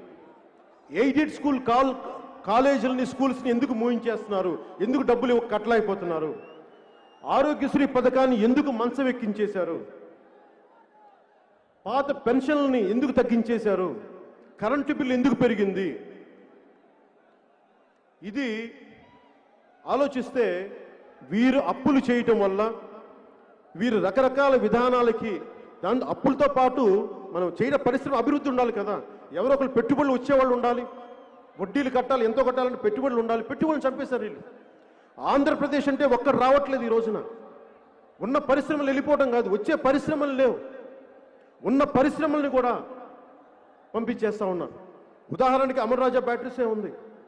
దాంట్లో నాకు తెలియదు అంతకుముందు అమర్రాజా బ్యాటరీస్ ఏంటి. ఒకసారి కిరణ్ రాయ్, మన వినోద్ రాయల్ అని చెప్పి మన జనసైనికుడు కూడా బిడ్డ చంపేశారు చిత్తూరులో. ఆ బిడ్డ వాళ్ళ తండ్రి అమర్రాజా బ్యాటరీ ఇంజనీర్. ఆయన ఎప్పుడో కూర్చోబెట్టి అక్కడే ఉద్యోగి రిటైర్డ్ అయ్యాడు. అలాంటి ఎంతో మందికి ఆధారం కల్పించిన ఒక పరిశ్రమని ఉన్మాదంతో, పిచ్చితో ఇక్కడి నుంచి పంపించేశారు. కియా ఫ్యాక్టరీ అనంతపూర్లో వస్తే వారి అనుసంధానమైన పరిశ్రమ యాన్సిలరీ యూనిట్స్ రావాల్సిన వీళ్ళు చేసిన, వైసీపీ చేసిన గొడవకి వీళ్ళు వెళ్ళిపోయారు. ఇలా ఒక్కటి కాదు, రెండు కాదు, అన్నీ వెళ్ళిపోయాయి. నిజంగా ఈ ప్రభుత్వం అధికారంలోకి వచ్చినప్పటి నుంచి చాలా ఇబ్బందులు ఎదుర్కొంటా ఉంది. వీరిని ఎవరు ప్రశ్నించకూడదు. చివరికి జపనీస్ రాయబారి కింజో హిరామత్సు అనే వ్యక్తి కూడా, మీరు ప్రభుత్వాలతో ఒప్పందం చేసుకుంటే మీరు ఆ ఒప్పందాలని ఉల్లంఘిస్తే మేము ఎవరికి చెప్పుకోవాలి? భవిష్యత్తులో పెట్టుబడులు రావు, పెట్టుబడులు రాకపోతే ఉపాధి అవకాశాలు పోతాయి, ప్రజలు దెబ్బతింటారని చెప్పారు. ఈ విధానంలో నష్టపోతే అంతిమంగా పేద ప్రజలు, సామాన్య ప్రజలు. మీరు అర్థం చేసుకోండి, వీరు అభివృద్ధి లేకపోతే 300 యూనిట్స్ కరెంటు దాటిన పేదలకి పథకాలు కట్ చేస్తా ఉన్నారు. రైతులు ధాన్యాన్ని కొనడానికి డబ్బులు లేవు. ఎస్టీ, ఎస్సీ, బీసీ సకల కార్పొరేషన్లకి రుణాలు ఇవ్వలేని పరిస్థితుల్లో ఉన్న కార్పొరేషన్ నిధులను వేరే చోటకి తరలించేస్తా ఉన్నారు. ఈ రోజున పంచాయతీ, గ్రామ స్వరాజ్యం, గ్రామానికి గ్రామాలే పట్టుకొమ్మలు దేశానికంటే ఈ పంచాయతీలు డబ్బులు లేవు. ఈ రోజున డ్రైనేజీలు బాగు చేయించలేరు. వేతనాలు సవరణ అంటారు, డబ్బులు లేవు దానికి. మద్య నిషేధం అని చెప్పారు, మద్యం మీద కోట్లు సంపాదిస్తూ ఉన్నారు. టీడీపీ ప్రభుత్వంలో ఉన్నప్పుడు 59,000 కోట్ల మద్యం మీద ఆదాయం వస్తే 2.5 ఏళ్లలోనే మద్య నిషేధం విధించి 45,000 కోట్లు సంపాదించారు. టీడీపీ రికార్డు బ్రేక్ చేశారు 2.5 సంవత్సరాలు. ధరలు పెంచితే మద్యం తాగేవాళ్ళు తగ్గిపోతారని చెప్పి ఒక దరిద్రపు నీచ నికృష్టమైన ఒక హీన వాదన ఒకటి వినిపిస్తారు. డబ్బులు పెంచితే ఎవడైనా సరే వ్యసనాన్ని నియంత్రించగలరుగా, నిర్మూలించగలరా? పైగా ఈ నాసిరకం లిక్కర్ ఒకటి అమ్ముతారు. దానివల్ల ఈ మధ్యనే మనకి జంగారెడ్డిగూడలో 812 మంది చనిపోయారు ఇలిసిట్ లిక్కర్ తాగి. ఇండియన్ మేడ్ ఫారెన్ లిక్కర్ అంటాం కదా, IMFL అని. అది కాదు, ఇడుపులపాయ మేడ్ ఫారెన్ లిక్కర్.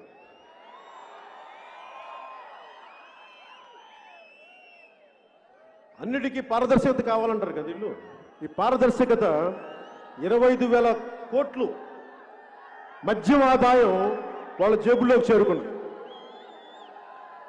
ప్రభుత్వం వైన్ షాపులు నడుపుతోంది, ప్రభుత్వం పాఠశాలలు నడపాలి, ప్రభుత్వం ఉపాధి అవకాశాలు పెంచాలి, ఉద్యోగాలు చేయాలి. ఈ రోజున మన ప్లేట్లో మనం బిర్యానీ తిందామని అంటగా వాళ్ళు బాగా సంపాదిస్తున్నారు, దోచేయడంలో అడ్డగోలుకి వెళ్ళిపోయారు. ఈ అప్పు చేసిన డబ్బులు కూడా ఎటో వెళ్ళిపోయినాయి.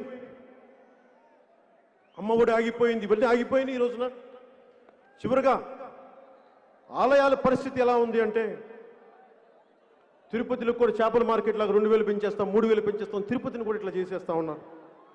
విగ్రహాలు, రామో విగ్రహవాన్ ధర్మ, నిలువెత్తు ధర్మానికి ప్రతిరూపం రాముడు. అలాంటి విగ్రహాన్ని కొట్టేసి ఈ రోజుకి ఒక్కళ్ళు అరెస్ట్ చేయలేదు వాళ్ళని.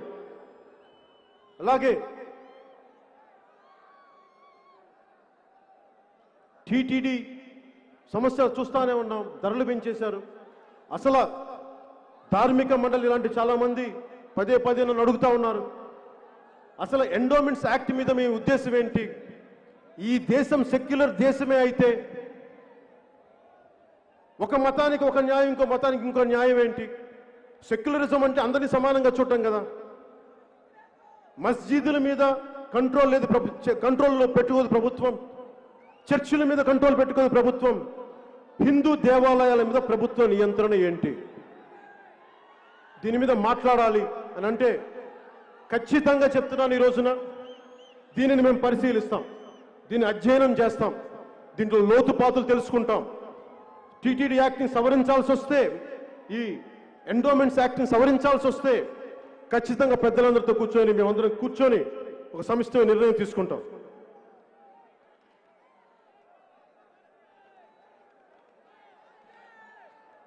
అలాగే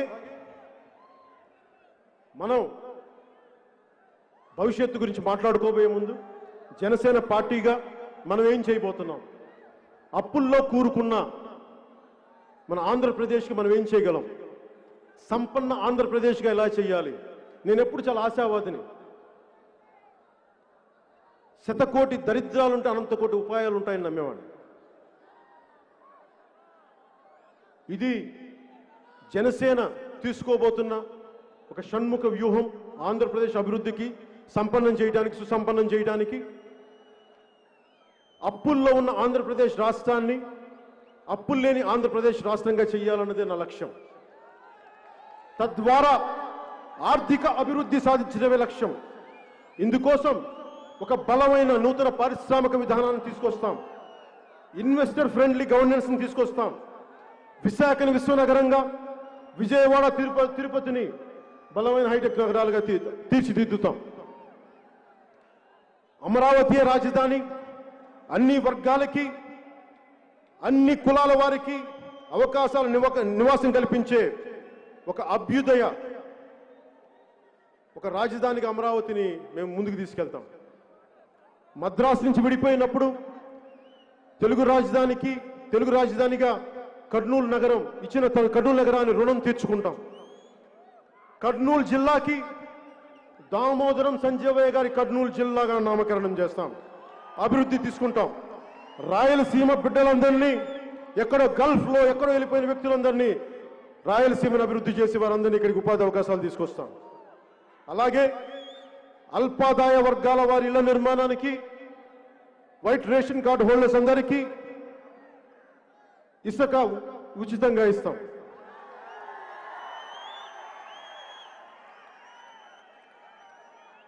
అదనపు గదులు నిర్మించుకున్నా కానీ వైసీపీలా కాకుండా మేము ఉచితంగానే ఇసుకేస్తాం, అందరికీ అండగా ఉంటాం. అలాగే జనసేన సౌభాగ్య పథకం కింద దీనికి మటుకు ఒక చిన్న ఇన్సిడెంట్ చెప్పాల్సి వస్తుంది. హుద్ తుఫాన్కి నేను శ్రీకాకుళం పోయినప్పుడు మీలాంటి యువకుడు ఒకడు వచ్చి, అన్న మాకు 2000 కాదు 5000 కాదన్నా, మమ్మల్ని ఏదైనా చెయ్యన్నా, మమ్మల్ని మా కాళ్ళ మీద మేము నిలబడగలిగి మాకు 10 మందికి ఏదైనా ఉపాధి అవకాశాలు ఇచ్చేదైనా పని చేయనని అడిగితే, 10 కేజీలు బియ్యం కాదన్నా 10 సంవత్సరాల భవిష్యత్తు ఇచ్చే పని చేయన్నా అంటే, ఆ రోజున నేను చెప్తున్నాను, మీకు యువతకి మాటిస్తున్నాను, మీకోసం పెట్టాము ఈ 10. మీరు అద్భుతంగా ఉండాలి.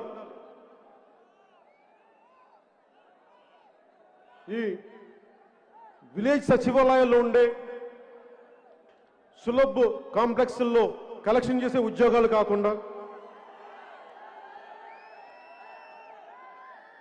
అలాంటి ఉద్యోగాలు కాకుండా మీరు స్వయం ప్రతిపత్తి మీ కాళ్ళ మీద నిలబడగలిగేలాగా, మీలాంటి మీ దగ్గర ప్రతిభ ఉంటుంది, డబ్బులు ఉండవు, అలాంటి సామాన్య మీకు ఒక డబ్బు ఇస్తే మీకు ప్రభుత్వం తరపు నుంచి 10 లక్షల రూపాయలు మీకు ఒక బలమైన ప్రతిభ ఉండి, ఐడియా ఉండి 5 మందికి 6 మందికి ఉపాధి అవకాశం కల్పించే పరిస్థితి, మీరు వ్యాపారం పెట్టుకుంటానని ముందుకొస్తే ఈ 5 సంవత్సరాల్లో 5 లక్షల మందికి సంవత్సరానికి 1 లక్ష చొప్పున 10 లక్షలు మీ బ్యాంకులో వేస్తాం. దీంట్లో బడుగు బలహీన అణగారిన వర్గాలందరికీ ప్రాధాన్యత ఇస్తాం. వ్యవసాయ రంగాన్ని లాభసాటిగా చేయడం నాకు లక్ష్యం. వ్యవసాయ రంగాన్ని చూస్తే పాపం గిట్టుబాటు ధర రాకుండా కష్టపడతా ఉన్నారు, ఏడుపులు కన్నీళ్లు. ఎట్టి పరిస్థితుల్లో రైతు అనేవాడు కన్నీరు పెట్టకూడదు. నేను తిరుగుతాం, పొలాల మీద కట్టుల మీద తిరుగుతాం, రైతులతో మాట్లాడతాం, మీ కష్టాలను అర్థం చేసుకొని వ్యవసాయ రంగాన్ని లాభసాటిగా చేసే రంగంగా చేస్తాం. మద్దతు ధరల్లో ఎట్టి పరిస్థితుల్లో తగ్గకుండా చర్యలు, ఫుడ్ ప్రాసెసింగ్ యూనిట్లు కానీ, వ్యవసాయానికి మూలాధారమైన పంట కాలువలు కానీ, మినీ రిజర్వాయర్లు కానీ, వాటన్నిటినీ ఆధునీకరిస్తాం. అలాగే ఆరోది మన ఆంధ్రప్రదేశ్, మన ఉద్యోగాలు, ప్రభుత్వం ఖాళీగా ఉన్న ప్రతి ఉద్యోగాన్ని జనసేన అధికారంలోకి రాగానే భర్తీ చేస్తాం. నిరుద్యోగుల ప్రయోజనాలని కాపాడటం జనసేన లక్ష్యంగా తీసుకుంది. ప్రైవేట్ రంగంలో కూడా ఏటా 5 లక్షల ఉద్యోగాలు కల్పించే ప్రణాళికలు చేస్తాం. ఉద్యోగులకి వేతన సవరణ, పిఆర్సి సవరణ చేస్తాం.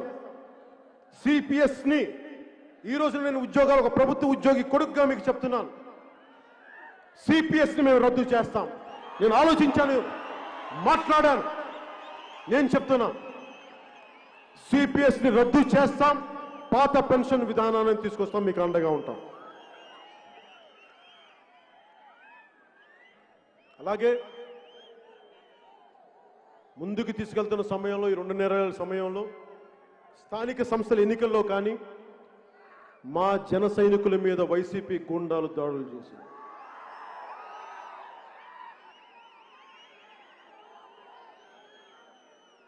నేను కులాల ఐక్యత కోరుకునేవాడిని, కులాలను విభజించేవాడిని కాదు, కులాల ఐక్యత కోరుకునేవాడిని.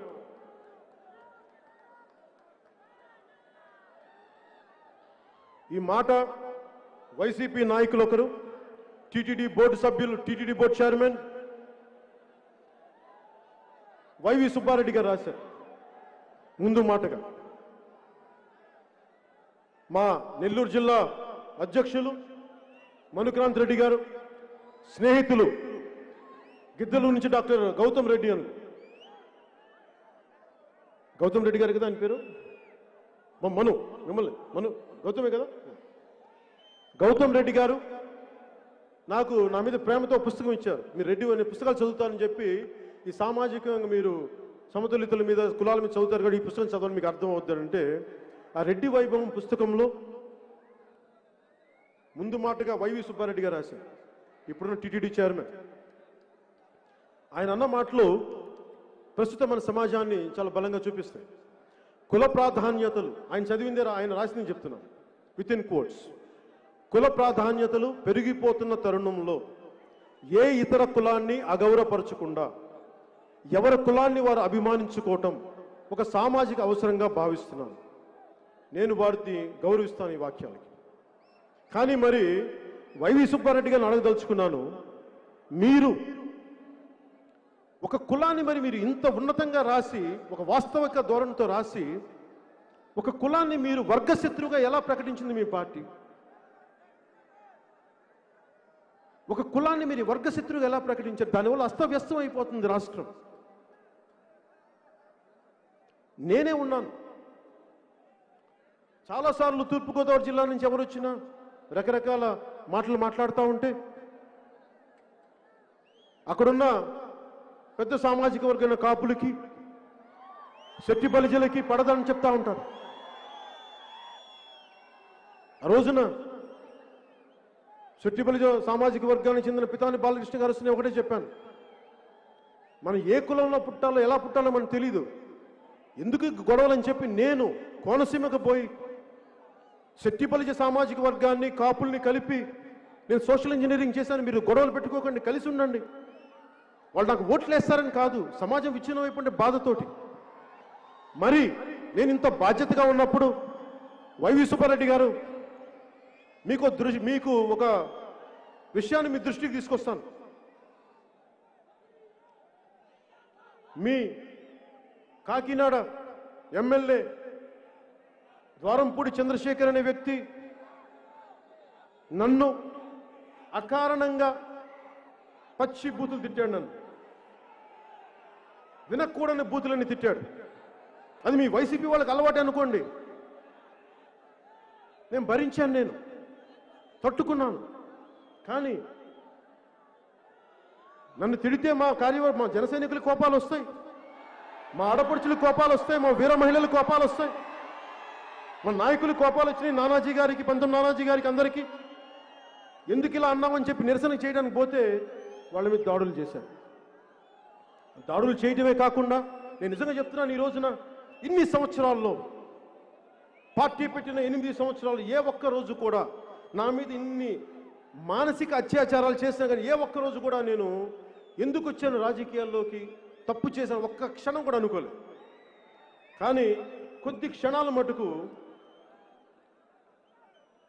మా ఆడబిడ్డల మీద, మా వీర మహిళల మీద దాడి చేస్తే వాళ్ళు ఏమి తిట్టారో నాకు చెప్తే ఆ రోజు అనిపించింది, అయ్యో నా బిడ్డల్ని ఎందుకు నేను ఈ పరిస్థితిలో పెట్టాను, నేను పాలిటిక్స్ రాకుండా ఈ పరిస్థితి వచ్చినది కాదా, ఆ కొద్ది క్షణాలు అనిపించింది. నేను ఈ రోజున చెప్తున్నానమ్మా, మీరు నా కోసం పడ్డ తిట్లకి మనస్ఫూర్తిగా ఇంత నిండు సభ ముందు మీ క్షమాపణలో నేను కోరుకున్నాను.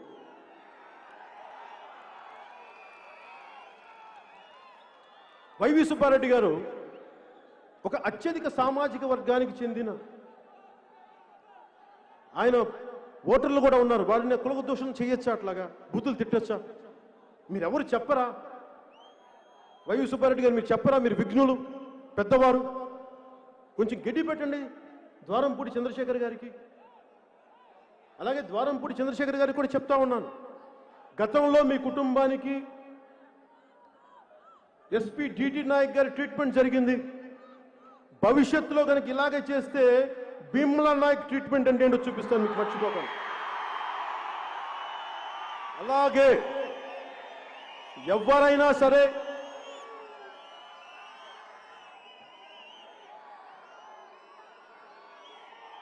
కులాల పేరు మీద నిజానికి ఈ రోజున వైశ్య సామాజిక వర్గాన్ని ఇబ్బంది పెట్టేస్తా ఉన్నారు.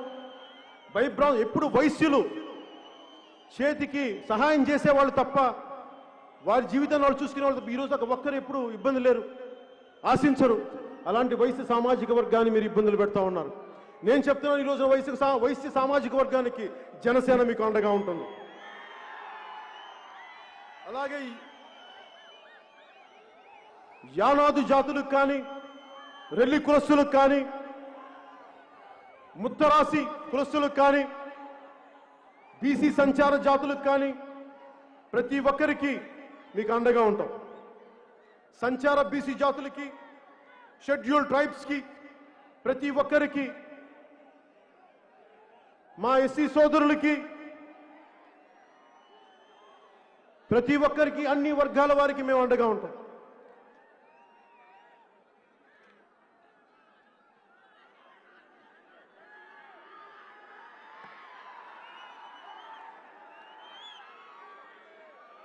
ఈ సభని ఈ మాటలు చెప్పి ముగిస్తున్నాను. పొరుగువాడి మంచితనం దుష్టుడి దురహంకారాన్ని రెచ్చగొడుతోంది. పక్కవాడి సౌభాగ్యం బాలిసుడి గుండెల్లో మంటల్ని రేపుతుంది. ప్రజలు నోళ్లు కొట్టి ప్రజాస్వామ్యాన్ని పాతిపెట్టి గజ దొంగలు ఈనాడు రాజులై ఏలుతున్నారు. బాలగంగాధర్ దేవరకొండ బాలగంగాధర్ తిలక్ రాసిన ఈ కవితా పంక్తులు వర్తమాన వైసీపీ ప్రభుత్వం నడిపిస్తున్న వ్యక్తులకి చాలా సహజంగా వర్తిస్తాయి. కర్ణుడికి కవచకుండలాగా. బాలీసుడు అంటే వైసీపీ శ్రేణులు చెప్తున్నాను, మూర్ఖుడు, నా ఉద్దేశంలో దుర్మార్గుడు అని అర్థం. అధికార మదంతో ఒళ్ళు బలిసి కొట్టుకుంటున్న వైసీపీ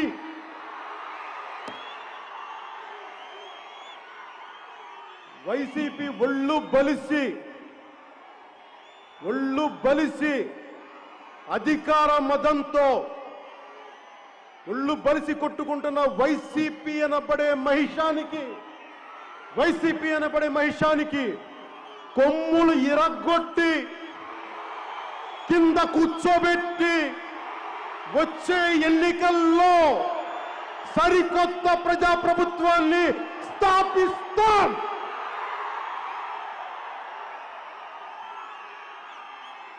ఇదే ఆవిర్భావ సభ యొక్క లక్ష్యం, ఉద్దేశం. అలాగే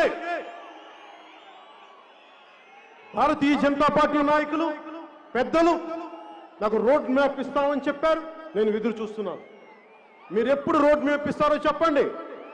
ఈ వైసీపీ ప్రభుత్వం ఎలా గద్దెదించాలో చెప్పండి, మేము చేస్తాం. అలాగే 1900 ఎమర్జెన్సీ టైంలో అప్పుడు కాంగ్రెస్ ప్రభుత్వానికి ఆ వ్యతిరేక శక్తులన్నీ ఎలా కలిసినాయో, వైసీపీ వ్యతిరేక ఓటుని నేను ఈ రోజున మీకు సభాముఖంగా ఆంధ్రప్రదేశ్ బాగు కోసం చెప్తున్నాను. ఈ రోజున బీజేపీ పెద్దలు నాకు సరైన రోడ్ మ్యాప్ ఇస్తారని నేను ఆశిస్తున్నాను. మీలాగే అది వచ్చిన రోజున వైసీపీ వ్యతిరేక ఓటుని చీల్చే ప్రసక్తే లేదు. పార్టీలు వ్యక్తిగత లాభాలు వదిలి రాష్ట్ర ప్రయోజనాలకి వచ్చినప్పుడు అప్పుడు పొత్తుల గురించి ఆలోచిస్తాం. నేను నలుగురికి ఇచ్చేవాడిని, అడిగేవాడిని కాదు. నేను 10 మందికి పెట్టేవాడిని, దోచుకునేవాడిని కాదు. ఎవరి దగ్గర నుంచి ఏం ఆశించేవాడిని కాదు. అందరూ బాగుంటే చాలు అనుకునేవాడిని. 5 ఏళ్లకు ఒకసారి వచ్చే ఎన్నికల అధికారం కోసం కాదు, పుట్టబోయే బిడ్డల తరం కోసం ఆలోచించేవాడిని. ఎదుగుతున్న తరం భవిష్యత్తు ఏం చేయాలని ఆలోచించేవాడిని. ఇన్ని సంవత్సరాలు ప్రజలకు అండగా ఉన్నాను, భుజం కాశాను. ఇప్పుడు నేను సంపూర్ణ ఆత్మవిశ్వాసంతో చెప్తున్నాను, ఈ ఆంధ్రప్రదేశ్ రాష్ట్ర బాధ్యతని పవన్ కళ్యాణ్ తీసుకుంటాడు, జనసేన తీసుకుంటాడు.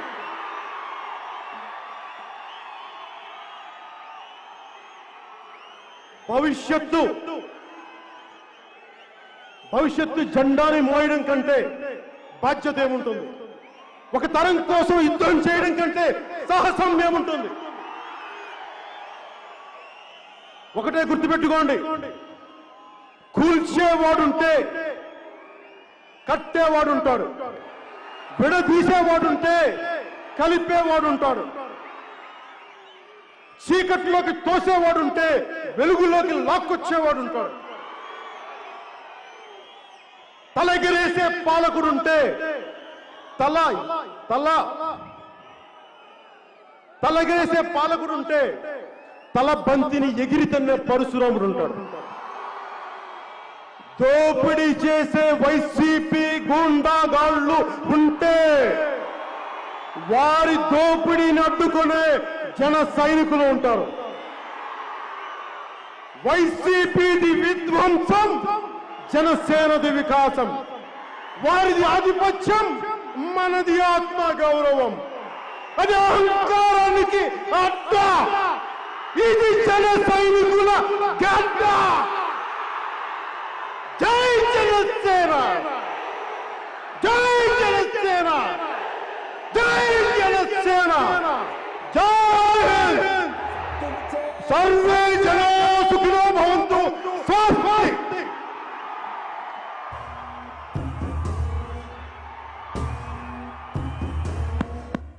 గల గల గల గాజులెగిరే గుండాలకు గుండె చెదిరే మన మన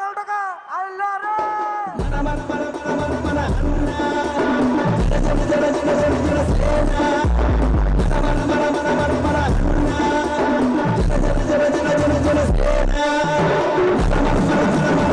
మన మన మన మన అన్న జన జన జన జన జన సేన. సయోగుడివై పద కరమరుగులో నిలవని వేకువ సూర్యుడివై పద ఏ చెట్టు కొంకు లేని జన